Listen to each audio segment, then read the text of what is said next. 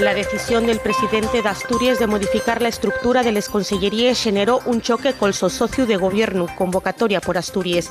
La coalición liderada por Izquierda Unida denuncia que se enteraron un cuarto de hora primero que el resto iba a pedir una xunta con la parte socialista para fitar las condiciones de un diálogo que consideren tiende a ser más fluido.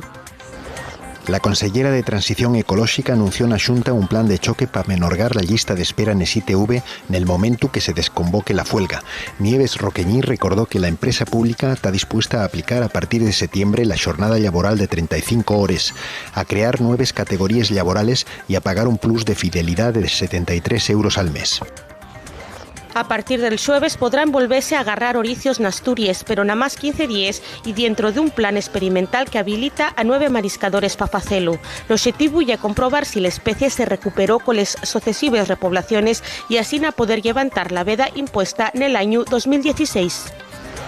Un centenar de ganaderos y labradores asturianos salieron esta mañana contra Cantabria. De esta manera sumáronse a les tractoraes convocaes güey en toda España para denunciar les midíes medioambientales que ellos impón Bruselas, entre otras cuestiones.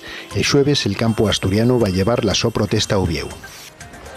El Concello de Ubieu celebró 3 comisiones plenarias para aprobar otras tantas distinciones y nombramientos, 2 medallas de oro a Margarita Robles y a la Policía Nacional y la reconocencia de Leopoldo Alas Clarín como fío adoptivo de la ciudad, coincidiendo con el 140 aniversario de la publicación de la Rexenta.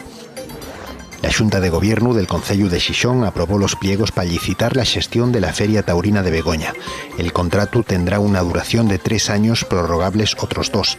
Van puntuar más les propuestas con descuentos nos precios de les entraes. La licitación afita el 15 de agosto como fecha de entamo, con una duración de entre 4 y 6 días.